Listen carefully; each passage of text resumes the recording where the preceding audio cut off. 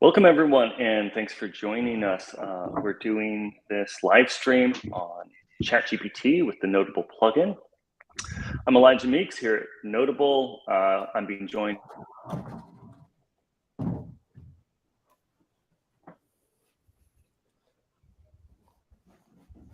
with Chad Skelton and Matt Gee.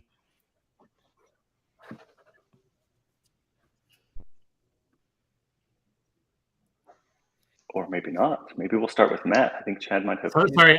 It was. Elijah. Oh, did I freeze up? Excellent. On my end, yeah. Just spectacular work for a live stream. Let's start out with a frozen, silent host.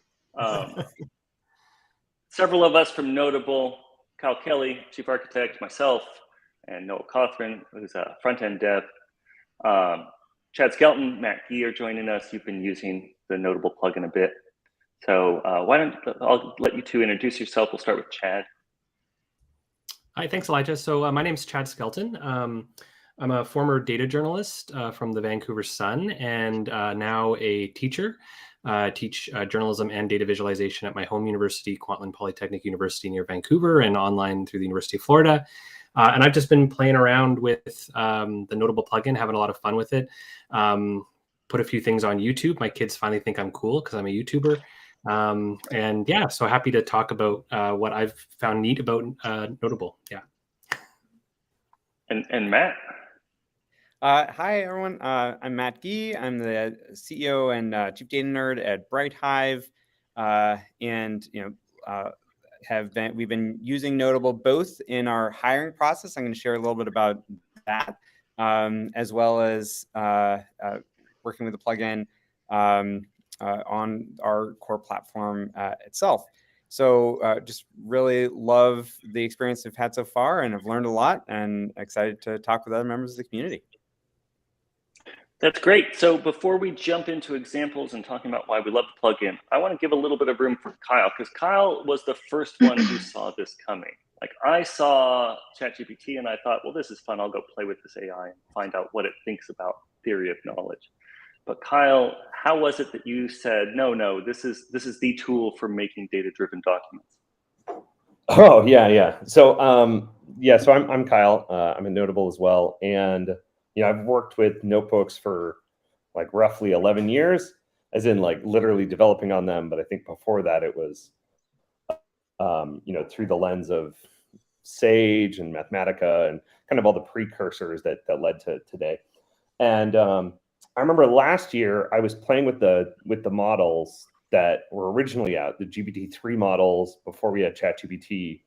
And I was like, these are kind of neat. There's like something that's going to be there, but it was expensive, at least I thought, for what you could do, and fairly slow. I was like, I think there's some neat stuff that's going to come out of this, and we should experiment with it and look at it later. And then OpenAI released first they released ChatGPT, which was great, and it was like pretty quick, and they released that as an API endpoint we could work with. And then like it went further when they said, oh, we would allow a plugin to do things. And when I saw that, I immediately, like, the first thing I did was, how do I hook this thing in to write notebook code? Like, how do we make it do notebooks? Because it probably knows notebooks. It's seen a corpus of them. It's seen people going through tutorials. I was like, I bet it could like automate running through a tutorial, basically. Like, what is its reasoning capability? And so I think like as soon as we had plugin access, I was like, oh, we have to do this. And it was like within moments, I was like, this has to be done. We have to make this. We have like a headless execution platform at Notable. So like in Jupyter, you normally don't have a way to update your document in automation behind the scenes. And some of the same people that work at Notable worked on Papermill, which we used for scheduled jobs. And we wanted to take that, but make it part of interactive compute. And so we have this real-time user interface that we're basically letting ChatGPT be a contributor, a collaborator on the document that you're working with. Yeah, and when I first saw it, I just was amazed when I finally sat down and wrote a prompt and it just built a notebook. Alessandro, I'm glad you could join us. Hey. Do you want to introduce yourself? Yeah, Nice to meet you all. I'm Alex. I'm an ML engineer at Physic. And yeah, I've been using Notable plugin since I found it out on the plugin store, I think some weeks ago. And yeah, I mean, it has been actually, I feel, a key component of my workflow, looking at data and ML models, for the past weeks. Yeah. I wonder, like, what was your first thought, Matt, when you saw it in operation? Like, when you first played with it, what did you think? Yeah. So first, I didn't want to build it myself, but I mean, I had in mind, as soon as I heard about code interpreter, I said, okay, how do I plug this into my notebook? So as soon as I saw something, I said, okay, I probably know what this is. I'm happy I see it. Yeah, and how I've been using it, basically, what I really liked is that it gave me the output of notebooks. So it's like a code interpreter with way more functionalities, and I can plug into other parts of the infrastructure. That's for me is really helpful. So I usually set up my notebook with all the files, all the API I use, and then I can basically automate away many things. Yeah, that's how I've been using it. I think that it's super exciting that you're left with a notebook, and you're left therefore with all the infrastructure and workflows that Jupyter's established, right? Like publishing and scheduling, things like that. Matt, what was your first experience like? Sure. So it was actually delightful, and you don't get to use that very often in technology, but it actually was. And so we'd been playing around at Bright with using just open APIs for generating kind of SQL code that we could run in a secure environment, so not needing to pass data back and forth. And I'd been kind of on the code interpreter wait list for a while, when seeing all the tweets come out from people doing awesome stuff with code interpreter, and I've been kind of frustrated that I wasn't getting bumped off the wait list. And so when I saw the Notable plugin get announced, I immediately added it, and this was the very first thing I did with it. The next day I had a set of interviews that I was doing for some fellows for a new position at Bright Hive, and I needed to come up with an exercise for them that we could do in a live coding session, just to get a sense for some of their skills. And so I just asked the plugin this. I said, you're a hiring manager for the support engineering team at an education data startup. Create a Notable notebook that can serve as a live coding test that tests the candidate's basic abilities with Python data profiling, data analysis, inference, and writing custom functions. And three things I was impressed with right away. One is you guys have done a great job in making the setup pretty easy, like very dead simple setup, and giving you instructions on how to do it if you haven't done the setup yet. So all I had to do is paste in the project. And the first version of the notebook was actually pretty good. It came up with a structure that had sections for task 1, data profiling, data analysis, inference, and then writing some custom functions. The only thing I didn't like was that it was using the Iris data set. It was kind of generic, and the case study we wanted to collaborate with them on we wanted them to use actual kind of education domain data.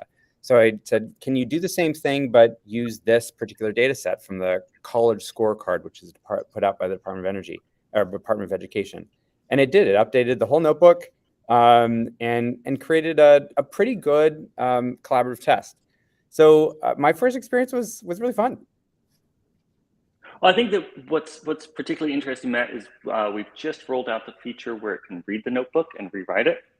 And so you could even have a notebook that was like your base interview notebook. And then you could say, create this notebook, but for this kind of position, right? Like with this kind of specification. So you have your base notebook that you're pretty happy with, and then you're using it to create these custom notebooks that are designed specifically for the role that you're evaluating, and maybe even for the candidate, right? Like speak in a language that this candidate, or speak in use the metaphors that's going to most resonate with this candidate.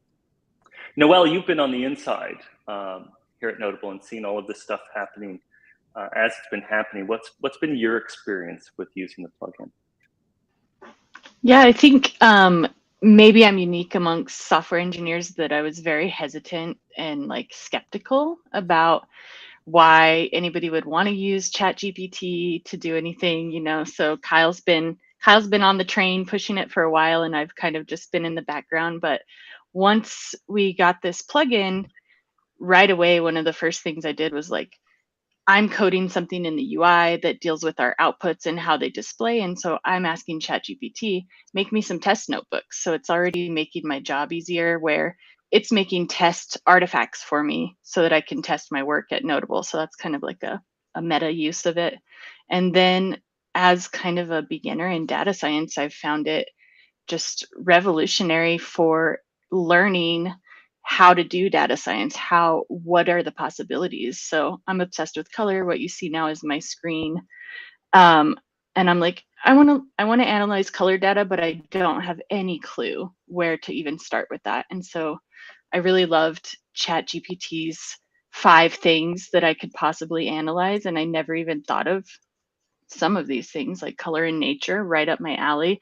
So from a learning perspective, it's just fast-tracked my learning in data science and my ability to just work at a slightly higher level than I would normally be and get unstuck when I'm not sure what to do next. I just ask ChatGPT, it tells me, edits my notebook, and I've made entire, you know, artifacts with things that I can go back to. Let me see if I could show an example while I have you. I have this this notebook. I should have loaded it ahead of time, that I got from this Git repo, Wiki Art Vectors, where they created some vectors to do style and color data for artworks on Wiki Art. And the notebook itself, when I first got it, oh, it's not loading.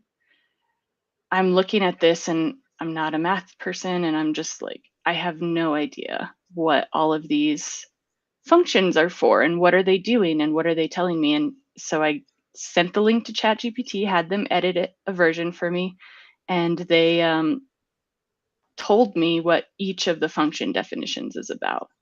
And that's just one kind of really fun example of not sure what I'm doing, get a little help from my AI tutor, and now I'm on my way to analyzing some pretty advanced color data.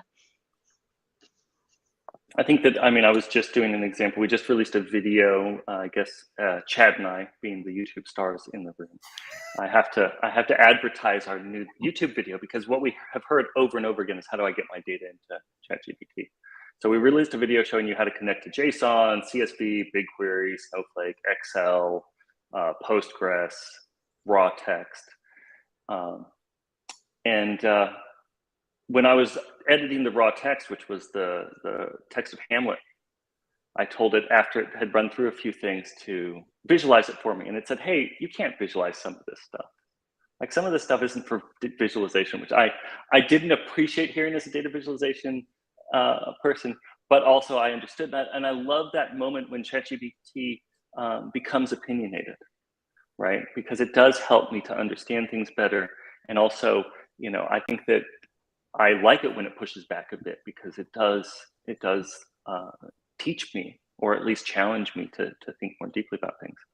Chad, what was your first experience with the plugin? What was that like? Well, I feel like I'm coming at this from a very different perspective, because I would describe myself as a failed programmer. I tried to learn a little bit of Python my last few years when I was at the Vancouver Sun. I think I built like 3 web scrapers and a couple of Twitter bots, and that's about all that I've ever done. And I've never really gone back to it. And so I come at this with sort of not really even knowing what a notebook was, or having only a vague idea of what a notebook was. And what I've been sort of most impressed with is that, like, I've sort of been playing dumb with ChatGPT, like literally just giving it a data set and saying, please do some data analysis, please do some charts.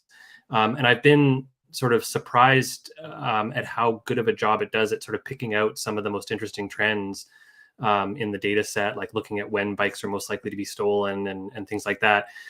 This was an interesting one here where the pattern here sort of shows the most bikes are stolen kind of around noon and dinner time. And then there's this weird spike at midnight. And I actually asked ChatGPT, and this is something I described in the video, like, why do you think there are so many bike thefts right after midnight? And it gives a variety of different theories, but one of them it says is like, well, maybe it's a data entry error. Like maybe it's because when the police don't know what time the bike is stolen, they leave it blank and it codes it at 0000. And then I said, well, can you look at that? And then it looks at this distribution of all of them and finds that almost all of these are right at midnight. And that's something that I do in class to try to see if my students can to make that jump of sort of maybe the data is actually wrong and most of them can't. And so I was pretty impressed that ChatGPT caught that. The other thing that I'm finding useful again as a failed programmer is that like I sort of know enough about this space to know about some of the things that are out there, but that I don't know enough how to use. And so I've been sort of playing around with things like fuzzy matching and stuff like that to see if it can kind of clean up data sets, which is something that I would not have the confidence to do myself in Python. But I'm able to do it kind of through ChatGPT and these Notable notebooks. And then I really like that I've got these code snippets because I can then, this is maybe a hope of mine that I'll sort of slowly learn a little bit of Python because I can kind of look at it and I know enough of it to kind of start to decode what it's doing. And it's really been delightful for me because I think what it remember is that the reason I kind of gave up on coding is that I couldn't stand the syntax. I would get one little comma or semicolon wrong and the whole thing would break, and it took me forever to figure out why. But I quite enjoyed the problem solving aspect of coding, and so this has been quite delightful for me because it's allowed me to kind of play around with it again without worrying so much about the details. Although I will say it does worry me a little bit that I may not sometimes know when it's making mistakes because I can't fully understand the code. But I think it's really powerful, and I think it has real potential.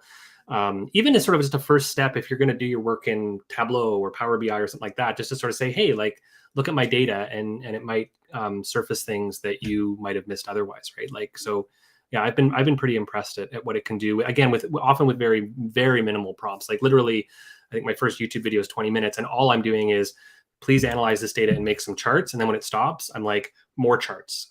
More analysis. And like I'm not telling it anything more than that. And it can do a fair bit of pretty useful stuff. So I've been pretty impressed at what it can do. Well, one of the things I loved hearing you say was that you weren't familiar with notebooks. And I think that one of the exciting things for this product and for our company is to expose folks to data-driven documents that are in these computational notebooks.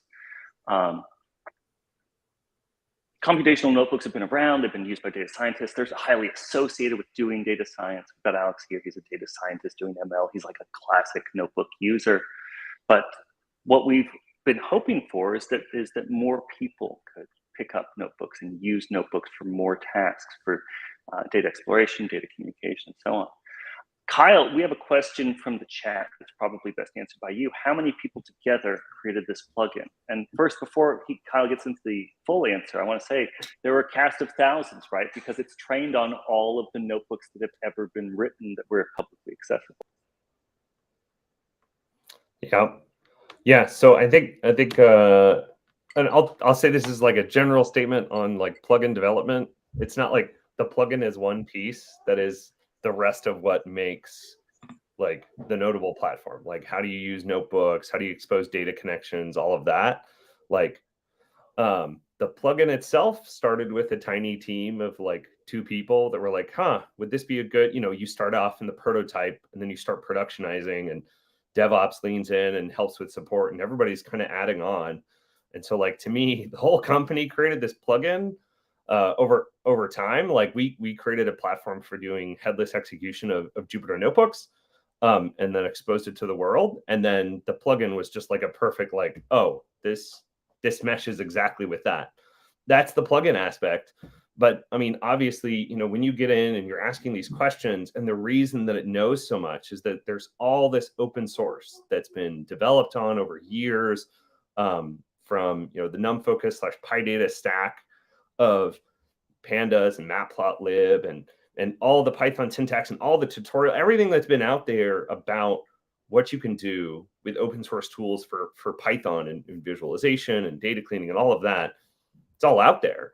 And that's really the beauty of it, is that the world's knowledge about how do you work with these open source tools is encoded and worked in here. And all we're doing is trying to create the extension point that allows ChatGPT to know how to use our platform to enable you to do this data analysis, or to create reports, or refactor your notebook, and kind of everything else, whatever we can do to make you more productive, is kind of built on this base of all the scientific Python tools that have been out there. It's really amazing. Along with obviously millions of people, then, to answer the question. Yeah, just a lot. Alex, what's been your experience using it for real work? How's that been? Yeah, actually, I feel quite different from what folks have been saying here in the call. In my case, my use case is pretty different. Where I feel pretty familiar with both Python and tools, so I don't use it to like write code for me. It's more how I think of it is like it's my copilot. So usually I use GPT-4 as a copilot to do many things. In this case, it gets a copilot with tools. So it's just someone that's smarter to reason about. I never actually use the output. I never use the output that it gives me, but it's really helpful to reason. The actual most common use case I have, I was actually seeing if I could share something. Can I share my screen, by the way? Yeah, I'll check. Anyway, how I use it is that often I reason with the plugin around how to visualize the data I want to visualize. So it first starts, okay, here's the data I have. Here's what I want to communicate with my data. Here's the kind of analysis I want to do. How can I go about it? And usually I iterate a lot with example data on the kind of charts I want. An example is that usually, when we train ML models, we have accuracy gain on this model. And most of my job is to look at how the accuracy on different segments of the traffic. And there's a lot of nuance in what you want to communicate and visualize. The plugin really helped me when I just give some example data and I say, okay, let's try to look at this thing. And he give me back a chart. Okay, that's not actually what, it doesn't suggest what I wanted. What if we try like a scatter plot, and he give me a scatter plot. Okay, actually make the size of the dots correlated with the x-axis. So it's still a copilot, but it's a copilot that can access any Python library, that can access my own data, and I can even set up to use my own APIs, And so actually, it's pretty indispensable because it's yeah. I was talking to somebody about it, and I said it's like Copilot if Copilot also built your whole airplane, right? Like there's not a good. I've been trying to think about what the metaphor is. Like it's your contractor. That doesn't sound as ambitious. It's your construction company. They come back and help. Where do you folks? Matt, you started this by talking about like using it for, to me, just a radical use case that I didn't imagine myself of job interviews. Where do all of you think this is going? Like, where do you see things in 6 months? I'll start with you, Matt. But like 6 months, 5 years, does this really fundamentally change things, or is it going to be more of an inflection? Yeah, great question, and I can tell you that for us, it's changed already how we hire for this position that we were hiring for. And very particularly, one of the things we decided early on is to, as part of the interview process, allow the candidates in our collaborative interview to use the plugin itself. Because we want to assess for the skills that are in combination with the copilot we've been talking about, like how agile is this person in being able to work with their Noteable plugin in helping solve an analytics problem for a customer. And so I think the fact that it within a relatively short period of time has changed the way we as a small company are thinking about a pretty important position. In addition to the dozens of my friends who've either have changed their business models or just changed the nature of how they hire or how the people work within their company as a result of plugins like this. I think that portends a lot. That the next 6 months are going to be we're going to see a lot of stories like the ones we've heard today in domains that none of us have fully anticipated.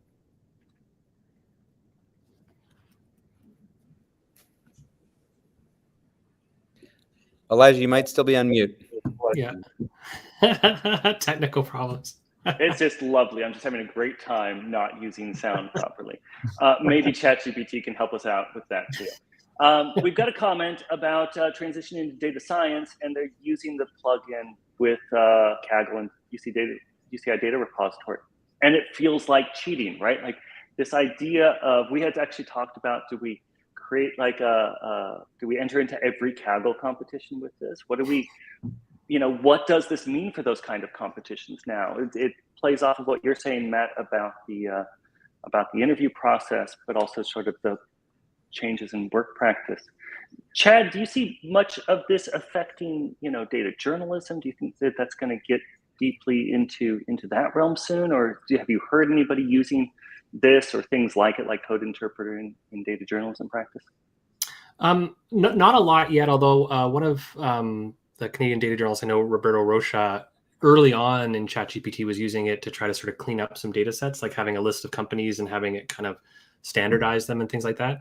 I honestly, at this point, come at this more from a teacher perspective. And I think the reason I kind of decided to get ChatGPT Plus was because I was slightly terrified about how this was going to change my job and what we're doing. And that's sort of how I feel about a lot of this, is that I'm sort of simultaneously excited and terrified, because in some ways I'm kind of blown away at how good this is already, like not even 6 months from now. Like ChatGPT and this plugin are making mistakes, but they're actually making fewer mistakes than my students make in their first semester. Usually it's catching things that they miss.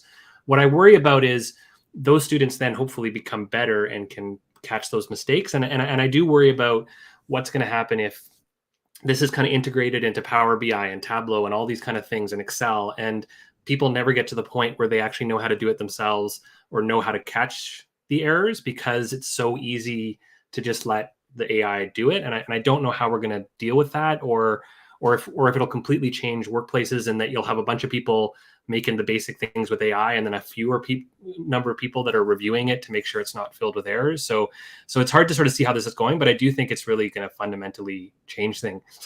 Two other points that I'll just make. I think we talked about before the chat began, but I'll just mention one of the things that I really like about Notable is a very weird technical thing about ChatGPT is that the images of charts in your chats don't work when you go back there. So like I've got one open here on bus pass ups. Like when I go back to this data set, I was scrolling properly, but there it is. Like the chart that used to be here is now a broken image thing, right? And so it's helpful that I can go back to the Notable and it's not broken there, right? So I've got kind of a permanent, useful chart there. And then the other thing that I found really neat about ChatGPT, and I think is very powerful about it, and Elijah hinted at it, is that ChatGPT knows a lot about everything, right? And so yes, it can analyze your data, but then when you can also ask it questions like, well, why do you think that is? So this was pass ups of buses. So when buses are so full, they leave passengers behind at the bus stop, and these are the 10 routes that had the most pass ups. These are all in Metro Vancouver. And I said, why do you think that might be? And ChatGPT knows enough about Vancouver to say, well, this is connecting Metrotown and UBC. Metrotown is one of the largest shopping centers in Canada. UBC is one of the largest universities in the country. It's not surprising that route would be really busy, right? So even being able to make that leap of like, we're analyzing the data, but then what is this whole world that's around the data? It knows more about that than most data analysis, any data analysis tools I've ever used. Tableau never knows anything about the data that I'm working with. And so there's something quite powerful about a tool that actually can start to answer real world questions about what that data might mean. So that I found quite useful as well. Well, we're coming up at the the end of the scheduled time, I wanted to give Noel a chance to talk about, because you're a professional software developer now. You're in this profession as this is happening at a company that's building it. Do you feel any responsibility for destroying your profession and replacing it with a bot or several bots? I mean, how do you, to be more serious, how do you think that this is going to affect things? Oh, it's such a good question. And I was just looking at a tweet on Twitter earlier where a guy was comparing a programmer who does 100% code versus another developer they had that was doing no code plus AI plus a little code, and just how much faster it was for the second person to finish the job and how much cheaper in the end, and how that's such a big benefit for releasing a product. The time to market is such a big opportunity. And yeah, I think in my experience, like having ChatGPT or Copilot help me with code, help me with data science, especially me. I think my experience as a data scientist, not really, is the best example where I can't just know zero data science and go get a job with Matt over here and pass his data science interview. Like, I'm not going to get hired just using ChatGPT. And I think that's the key, is you still need domain knowledge. You still need the expertise. ChatGPT is still hallucinating and lying to me. And so I don't think my job's going to get taken anytime soon, but I'm also a senior developer. And I look at maybe these entry-level jobs where you're just getting started, I think are going to be harder. But at the same time, it's going to be easier to learn. It's already helping me learn new things and get better at my job. So I'm hoping that it leans more towards like a tool to accelerate learning. And we've got a comment. Yeah, go ahead. Oh yeah, we've got a comment from the chat saying that this is like VisiCalc or Excel, right? That doesn't get rid of accountants or the calculator. Should students be allowed to use calculators on tests? Is that where you think we're going, Noel? Yes, and it's similar in art, like photography from the days when we're using completely big mechanical photography to now digital photography. It's changed a lot, but it didn't get rid of photographers. It just changed what was important to become a photographer. And it's the same with programming. I think it's changing what you have to focus on when you're starting or when you're learning, but you still have to have your brain, your human brain, to really analyze and make sure that your answers are correct. Hey, Kyle, we've got a question. Does ChatGPT also hallucinate with code, less so or more noticeable? I can tell you it hallucinates with data in a quite interesting pattern, but we can get into that in a different conversation. Yeah, I think so. First, I'm gonna oversell it for a second and say that like the plugin and the plugin model that ChatGPT is providing here gives a store of knowledge. Like large language models kind of on accident are a store of knowledge when, in reality, they're really trying to understand the structure and semantics of like how do humans put together language from text. And it has all this knowledge, and then it just tries to fake it. It's going to guess what's the next token that I'm going to predict here. And once you put the plugin in, you're basically saying like, this is real data. And of course, some of your data might be fake too, like whatever, all the normal problems, even as a human, are still there. And we're going to keep running into token limit issues, or like, how much data can we actually send ChatGPT to give context? Because when it gets overwhelmed, it's just like, I'm just going to make up stuff. I don't know what the rest of our conversation was. I'm just going to make it up. So it will hallucinate, and it means that you still have to be there as a practitioner, either a domain expert or as, somebody that, is used to working with notebooks, whatever it is. You still have to be the human in the loop. The AI doesn't get like full control over what's going to happen. It's there to like assist you, help you be more creative. And it will sometimes do weird stuff. So you need to validate after the fact. It's pretty good. And like, it can use the plugin as a store of knowledge, but that's definitely there. I want to add on to something from earlier before where we talked about like job replacing and everything else. I think it's important to note that I think that could only happen if humans were really good at describing their requirements for what they need. in software or data science, like the whole thing is operating off of what you describe. And so like, you can make better and better prompts and do that, but that is the work. Like describing the thing you want to solve is part of the work. And if more people get to practice that, like I think society will get better. If people are like, oh, I need writing to describe what I'm trying to do, is something that's like a software engineering skill that everyone needs to learn anyways, is a data science skill everybody needs to learn. Like, so I think there's plenty of opportunity for humans to be kind of enhanced with this. I just want to add to that, if it's all right. I think that's such an important point, Kyle. We work with a lot of organizations that I think some may term like lower data capacity organizations, right? Where you don't have a deep bench of data analysts, and yet they have data that has the ability to significantly improve people's lives if they get their right questions answered. And one of the things that I've seen that I'm really excited about in this whole area is that a much broader set of folks are able to pose the questions themselves and get answers back that are rigorous, that are based on the data that they have, that they need to have skepticism about and be able to do a smell test and say, that just doesn't seem right.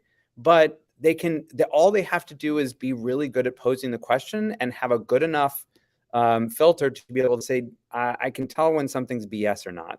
And those two skills, I think a much broader set of folks can develop those skills, and as a result benefit from the data that they have on hand. I agree. I think I want to go back to something else. I want to bring this to a bit of a conclusion. When we had the comment about Excel, it wasn't just accountants who used Excel once Excel really got good, right? I use Excel for all sorts of little tasks. It's used by, I think, 500 million people. And so that accessibility that you're talking about, Matt, is incredibly important, because it shouldn't be that only those who know how to code get to make certain decisions in the world. What was it? Learn to program or be programmed, that kind of ethic that came out of the late 90s and early 2000s. And the other bit of it is another Microsoft product, and we're not saying this because we're getting added to Bing's plugins when it releases. But Clippy, people constantly bring up Clippy and say they don't want Clippy. But what I'd like to point out is that we all remember Clippy. We don't remember any of the other failed products that came out from Microsoft for 30 years. We remember Clippy because we did want Clippy. We did want that. We just wanted it that worked. We wanted it not to be some kind of annoying thing that didn't give good suggestions and never really worked. We wanted something like this that can help us to do our work and to allow more people to do more things with these tools that we have access to. And with that, I'm gonna call it here. You got to say, go like, ahead. Yeah. I was going to say, like, the difference with Clippy was annoying because it was being pushed on you, and here users are asking for it. They want it. I disagree, Kyle. I think people remember Clippy because they wanted Clippy. I don't think, because Microsoft pushed lots of products and lots of features on people, and we don't remember any of them. We just remember Clippy. And Clippy, we remember Clippy. I'm gonna die on this hill. We remember Clippy because we wanted Clippy to work. And so we all actually sadly remember what Clippy could have been. And I think that we're seeing that now because everybody is in love with this, or not, maybe not in love with it, but we're seeing huge adoption of these AI tools. So thanks everyone for joining us. If you would be interested in talking about the work you're doing with Noteable Plugin, we'd be happy to have you on a live stream like this. Just get a hold of us. And thanks everybody, including the Noteable folks, for taking the time to talk about this Noteable Plugin. Thanks for the invite.